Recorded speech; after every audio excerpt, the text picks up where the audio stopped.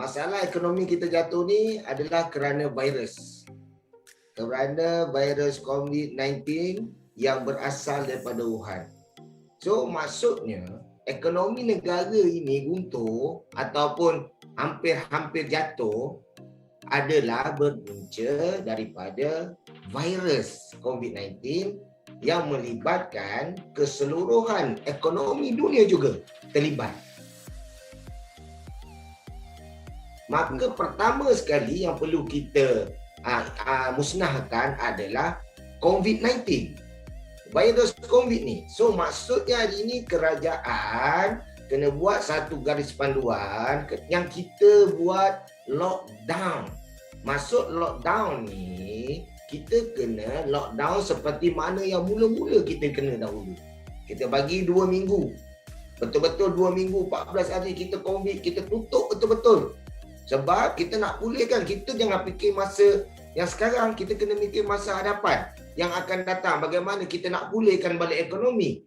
Kalau perkara ini berlarutan, bagaimana kita nak memulihkan ekonomi negara.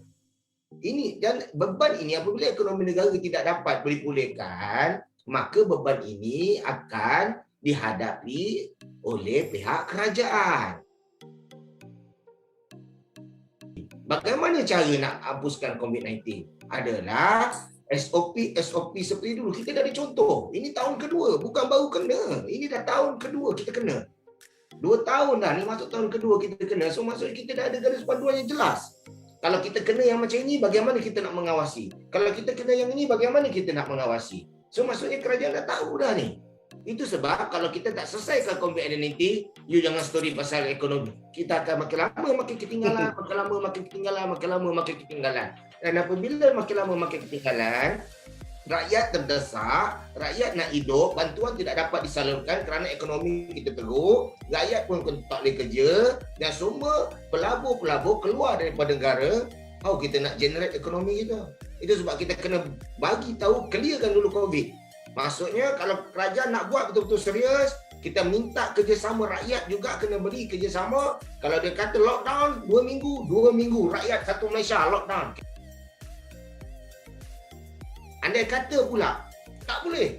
Kalau kita lockdown juga, maka ekonomi kita lagi hancur. Lagi musnah. Okey, tak apa.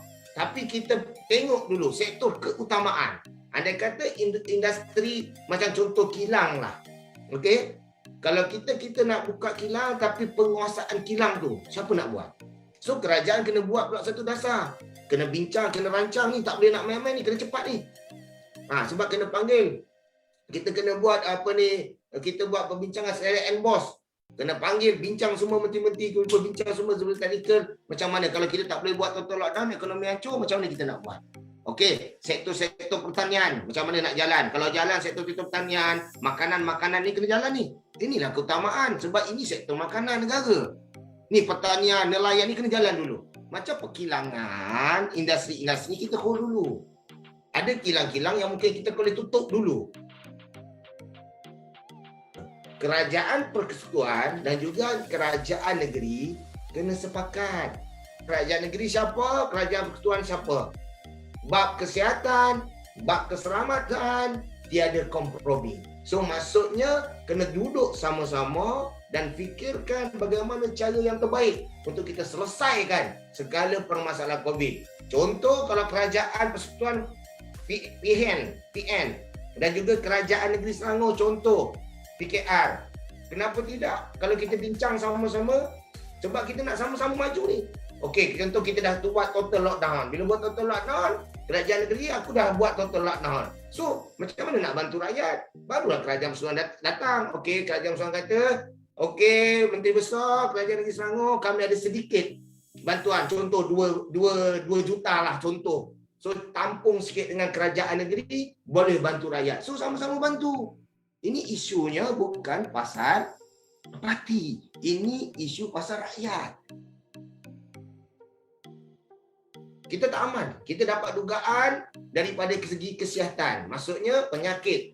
So, kita tak boleh. Ekonomi maju pun negara cantik, kita tak boleh melawat. Kita ada pelancongan yang bagus kat Malaysia pun kita tak boleh melawat. Sebab isunya adalah COVID. So now kita kena selesaikan masalah COVID ni dulu. Keluarkan dulu COVID dalam negara dan bincang, rancang bagaimana nak selesaikan COVID ni. Kalau perlu buat total lockdown betul-betul satu negara, fikirkan betul-betul. Memang orang cakap boleh lah.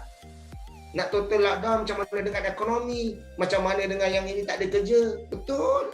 Saya tak nafikan, it's true. Tapi sampai bila kita nak macam ni? Nak ke kanan pun tak boleh, nak ke kiri tak boleh, nak ke sana pun tak boleh.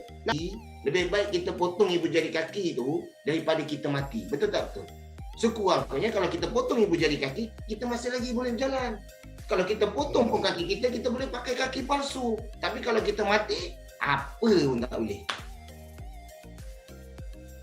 Apa pun saja, semua dalam negara ni bertanggungjawab untuk memastikan keselamatan, keselesaan dan juga kesihatan seluruh rakyat untuk sama-sama meningkatkan dan memulihkan kembali ekonomi negara.